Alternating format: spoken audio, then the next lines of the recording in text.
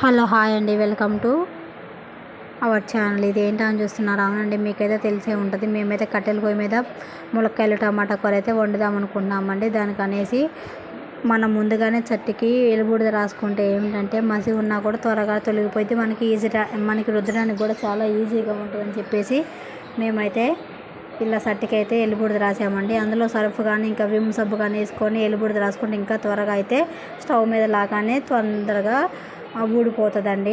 అలా అని ఎలుబూడిద రాసి పొయ్యి మీద అయితే పెట్టిన తర్వాత దానికి ఒక 2 లేదా 3 గంటలు ఆయిల్ వేసిన తర్వాత దాంట్లో కొంచెం జీలకర్ర వేసుకోవాలి. దాంతోపాటు ఒక 2-3 పచ్చిమిర్చి కూడా వేసుకోవాలి. అవి కూడా మగ్గిన తర్వాత దాంతో మనం ముందుగా కట్ చేసుకొని పెట్టుకున్న ఉల్లిపాయ ముక్కలు కూడా వేసుకోవాలండి.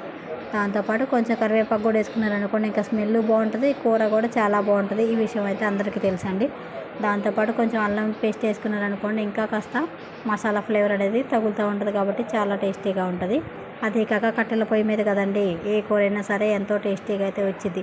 మనం ఎప్పుడు గ్యాస్ల మీద వండుతాం కాబట్టి మన అమ్మ వాళ్ళ ఇంటికి వెళ్ళినప్పుడు కానీ అత్తయ్య వాళ్ళ ఇంటికి వెళ్ళినప్పుడు కానీ ఈ విధంగా కట్టెల పొయ్యి మీద అయితే వండుకోవడం వల్ల ఏంటంటే మనకి కూడా చాలా ఆనందంగా అయితే అనిపిస్తుంది. తర్వాత మనం ముందుగా కట్ చేసుకొని పెట్టుకుంటాం కదండి ములక్కాయలు టమాటాలు, వాటిని అయితే ఈ ఆయిల్లో వేయాలండి. దాంతోపాటు ముందుగానే ఈ ఆయిల్లో ఒక చిటికెడు పసుపు వేసుకోవాలండి. మేమైతే ములక్కాయలు అయితే చాలా లావని అని చెప్పి వాటిని పంది ములక్కాయలు అని అనగానే మేము అందరం అయితే నవ్వుకున్నాము. అవి నిజంగా చూడటానికి కూడా సన్నగా కాదండి, చాలా లావుగా ఉన్నాయి కాబట్టి వాటిని పంది ములక్కాయలు అన్నాము. అయితే చిటికెడు పసుపు వేసిన తర్వాత మనం ముందుగా కట్ చేసుకొని పెట్టుకున్న ములక్కాయలు కూడా దీంట్లో వేసుకొని ఒక 5 నిమిషాల పాటు మగ్గించుకోవాలండి.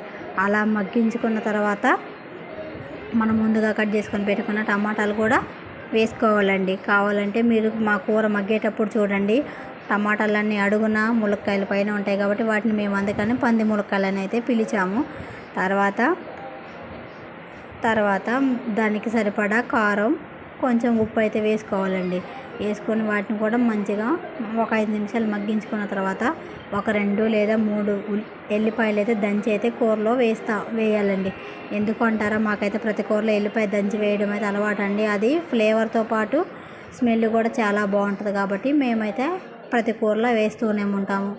అంతే అండి, ఇలా సింపుల్గా చేయడం వల్ల కట్టెల పొయ్యి మీద కాబట్టి చాలా త్వరగా అయితే మా కూర అయితే రెడీ అయిపోయింది. చాలా టేస్టీగా అయితే ఉందండి. మా పిల్లలు మేమైతే అందరం చాలా ఆనందంగా ఎంతో ఇష్టంగా అయితే తిన్నాము.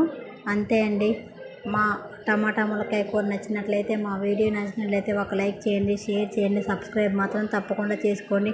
ఒకవేళ మీరు కూడా ఎప్పుడైనా సరే సమ్మర్ కానీ పండగలు కానీ ఇలానే పుట్టింటికి కానీ అత్తవారింటికి కానీ వెళ్ళినప్పుడు మాత్రం పల్లెటూరులో కంపల్సరీగా కట్టెల పొయ్యి మీద వంట చేసుకోండి, చాలా హ్యాపీగా ఉంటుందండి.